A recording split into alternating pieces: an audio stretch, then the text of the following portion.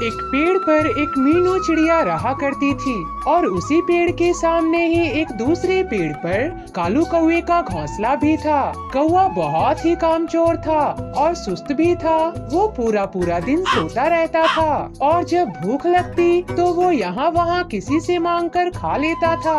वहीं दूसरी तरफ वो चिड़िया बहुत ही मेहनती थी। चिड़िया के अंडों में से बच्चे निकलने ही वाले थे, इसीलिए वो चिड़िया अपने बच्चों के लिए दाना जमा करती रहती थी। एक दिन चिड़िया ने सोचा, अरे मेरा घोंसला तो बहुत ही कच्चा है और बरसात भी करीब है। अगर बरसात से पहले मैंने अपना घोंसला पक्का नहीं किया तो मेरे अंडे खराब हो जाएंगे। चिड़िया बहुत ही मेहनत करती और आखिर 1 महीने के बाद उसने अपना एक पक्का घर तैयार कर लिया था और अब इस चिड़िया को बरसात की कोई भी चिंता न थी। अब मैंने अपना पक्का घर तैयार कर लिया है, अब मेरे बच्चे बारिश में नहीं भीगेंगे। वहीं दूसरी तरफ उस कामचोर कौवे को कोई भी चिंता न थी।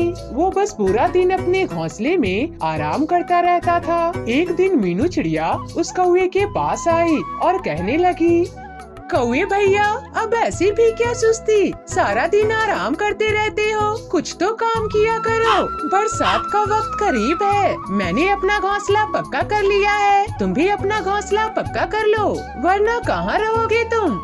चिड़िया बहन, तुमने अपना घोंसला पक्का कर लिया है तो मुझे मत सिखाओ। जब बारिश होगी तब मैं देख लूँगा। तुम यहाँ से जाओ, मेरा सुकून मत खराब करो। कौवे की ये बात सुनकर चिड़िया उदास होकर वापस अपने घर आ जाती है। मैंने तो कौवे भैया की अच्छाई के लिए बोला था, कौवे भैया तो मुझ पर ही गुस्सा हो गए। दिन बीतते गए, चिड़िया के घर 4 खूबसूरत से बच्चे हुए। चिड़िया बहुत खुश थी। अब बारिश होने ही वाली है, मेरे बच्चे भी हो गए, अब मुझे किसी भी चीज की चिंता नहीं है। एक दिन बहुत तेज हवा चलने लगी और खूब तेज बारिश होनी शुरू हो गई। चिड़िया की मेहनत रंग लाई। चिड़िया के घर में जर्रा भर पानी न आया, जबकि दूसरी तरफ कौवे का घोंसला तो पानी से ही भर गया था। कौवा भी बारिश में भीग गया और कांपने लगा। मेरा घोंसला तो पूरा पानी से भर गया है, अब मैं क्या करूं? मुझे तो बहुत सर्दी भी लग रही है, अब मैं कहाँ जाऊं? एक काम करता हूँ, चिड़िया बहन का घर पक्का है, मैं कुछ दिन वहाँ चला जाता हूँ। कौवा चिड़िया के घर की तरफ चला जाता है और चिड़िया का दरवाजा बजाने लगता है।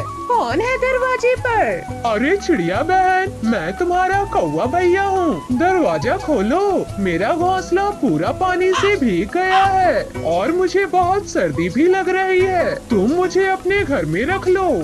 चिड़िया फौरन कौवे को अपने घर में बुला लेती है। कौवे भैया, जब तक बारिश नहीं रुकती आप मेरे घर में रह सकते हो, जब बारिश रुक जाएगी तो हम आपका घोंसला दोबारा से बना लेंगे, तब तक आप आराम करो।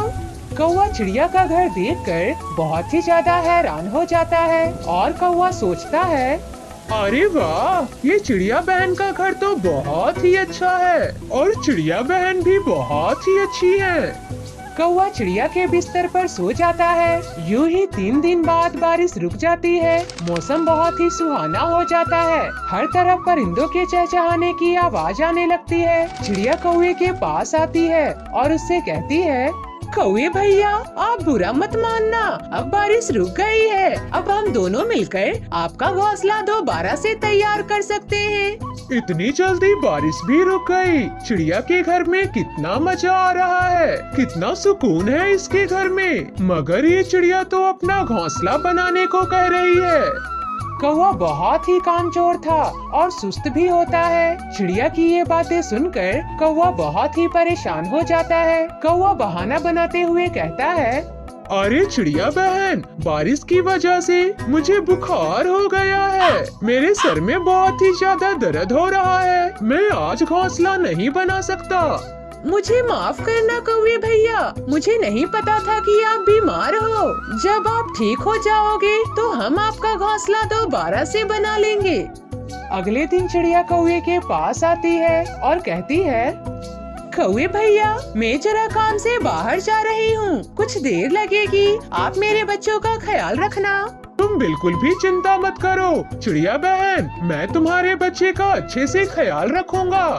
कौवे की बात सुनकर चिड़िया चली जाती है और कौवा आराम से सो जाता है। चिड़िया के बच्चे खेल रहे होते हैं। बच्चों के खेलने की आवाज की वजह से कौवे का सुकून खराब हो रहा होता है और कौवा गुस्से में आ जाता है। अरे तुम सभी अपनी आवाजें बंद करो, मुझे नींद आ रही है, मुझे सोने दो, वरना मैं तुम सभी को चील बहन के हवाले कर दूंगा।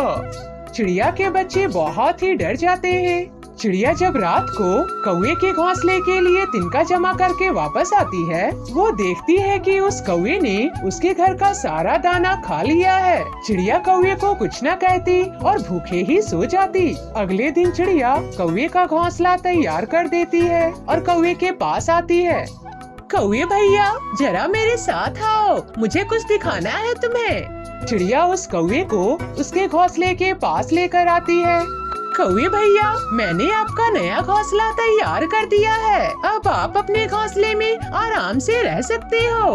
कौवा चिड़िया की ये बात सुनकर गुस्से में आ जाता है और मन ही मन कहता है, अरे ये चिड़िया तो बहुत ही चालाक निकली, अब मैं इधर कैसे रहूंगा? मुझे तो चिड़िया की आरामदायक घर की आदत पड़ गई है। चिड़िया इतना कहकर वहाँ से चली जाती है। कौवे को अपने घोंसले में बिल्कुल भी आराम नहीं आ रहा था। वो चिड़िया के घर पर जाता है और झूठ मूठ कहता है, चिड़िया बहन, मेरे घोंसले में सांप आ गया है, मैं इसीलिए बचकर तुम्हारे घर पर आ गया हूँ। चिड़िया कौवे की काम चोरी को देखकर समझ जाती है कि कौवा झूठ बोल रहा है। इसे मेरे घर में बिना काम किए खाना खाने और सोने की आदत पड़ गई है। उसने कौवे को सबक सिखाने का फैसला कर लिया था। कौवे भैया, मेरे बच्चे बहुत बीमार हैं और वो सो रहे हैं, बिस्तर भी खाली नहीं है, आप कहीं और चले जाओ, मेरे बच्चे आपकी आवाज से परेशान हो जाएंगे। चिड़िया कौवे की ये बात सुनकर वापस अपने घोंसले में आ जाता है और कहता है, इस चिड़िया ने मुझे अपने घर में रहने से क्यों मना कर दिया? मुझे तो भूख भी लग रही है, अब खाना भी कहाँ से खाऊं? कौवा बहुत भूखा भी होता है, मगर उसे दाना ढूंढने में बहुत ही ज्यादा सुस्ती हो रही थी। अगले दिन वो कौवा दोबारा से चिड़िया के घर के बाहर आता है, लेकिन वो चिड़िया कोई न कोई बहाना बनाकर उसे जाने को कह देती है। अब तो कौवा बहुत ही परेशान हो गया था। वो भूख के मारे बिलख रहा था। आखिर उस कौवे ने मेहनत से दाना ढूंढना शुरू कर दिया और अपना पेट भरने लगा। चिड़िया ये देखकर बहुत ही ज्यादा खुश हो गई। कौवे ने भी अब मेहनत कर चिड़िया की तरह ही एक मजबूत घर बना लिया था और फिर अपनी जिंदगी आराम से बसर करने लगा। इस कहानी से हमें सीख मिलती है कि हमें मेहनत करके अपनी जिंदगी बसर करनी चाहिए, न कि दूसरों के आसरे पर रहना चाहिए, क्योंकि मेहनत में ही अजमत है। जंगल में बारिश का मौसम चल रहा था। सभी पक्षी अपने अपने घरों में आराम से बैठे थे। सभी पक्षी बहुत खुश थे और बारिश का आनंद ले रहे थे। रानो चिड़िया अपने बेटे कुक्कू के साथ अपने घर में बैठी थी और सोच रही थी, बारिश रुकने के बाद मैं अपने बेटे कुक्कू को अनाज लाने के लिए सिखाऊंगी, क्योंकि अब कुक्कू बेटा बड़ा हो गया है, उसे अपने पैरों पर खड़ा हो जाना चाहिए। अगर मैं इस दुनिया में नहीं रही तो इन बारिशों के मौसम में कुक्कू बेटा क्या करेगा। उधर कालू कौवे का परिवार अपने घर में भूखा बैठा हुआ था, क्योंकि उन्होंने तो अनाज इकट्ठा किया ही नहीं था।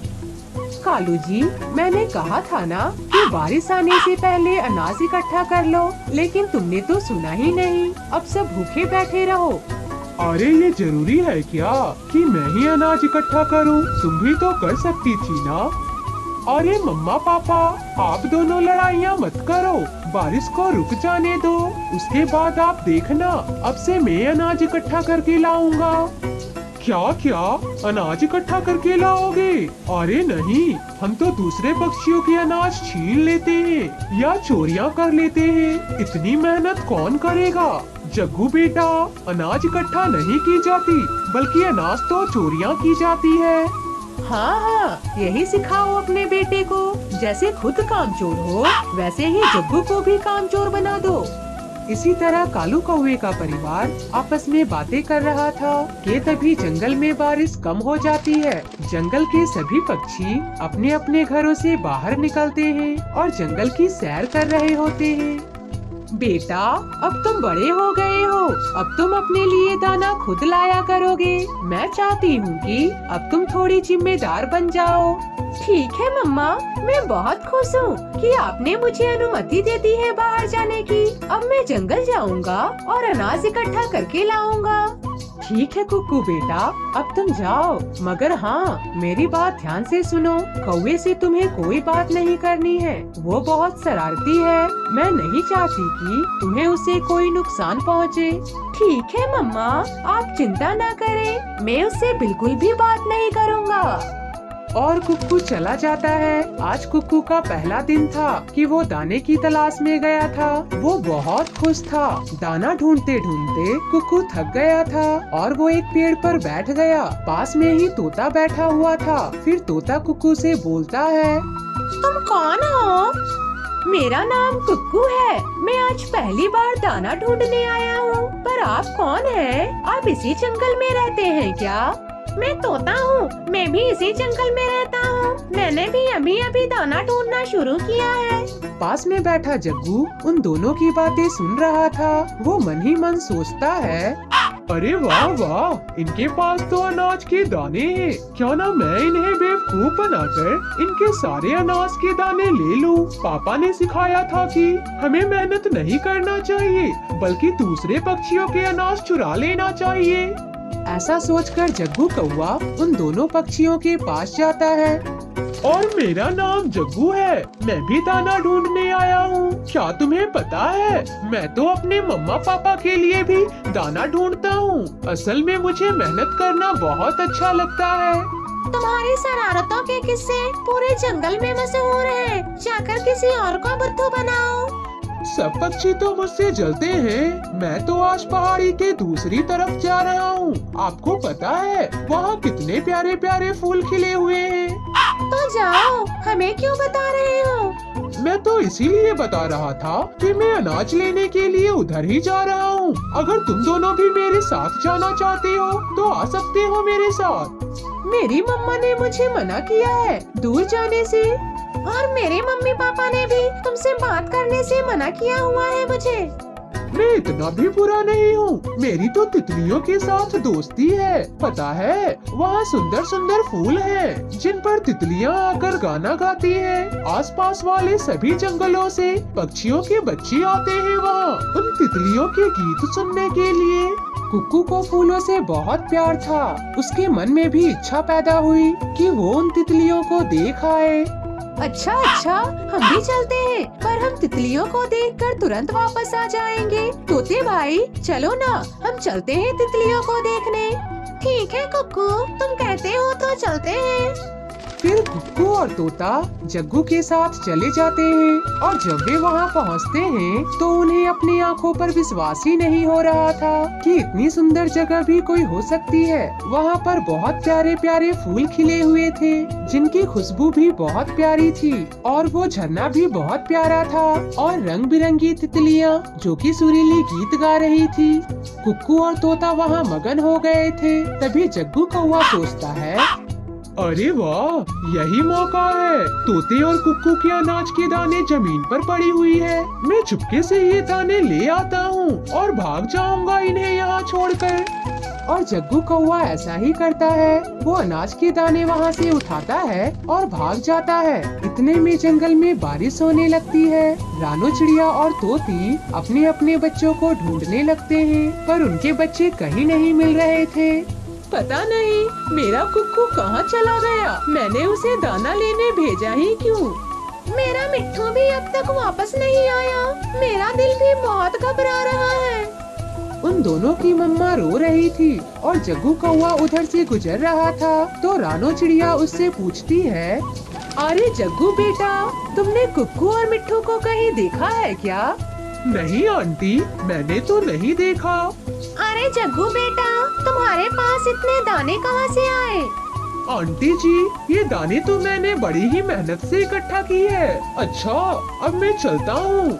ऐसा कहकर जग्गू कौवा वहाँ से चला जाता है। उधर कुक्कू और तोता वहीं बारिश में भीग रहे थे। कुक्कू, लगता है जग्गू हमें छोड़कर चला गया और हमारे दाने भी चुरा ले गया। हाँ मिट्ठू, तुम सही कह रहे हो। हमें जग्गू पर भरोसा नहीं करना चाहिए था। अब हम घर कैसे जाएंगे? हमें तो रास्ता भी नहीं मालूम। इस तरह तोता और कुक्कू एक पत्ते से खुद को ढककर वहीं बारिश में बैठा रहता है।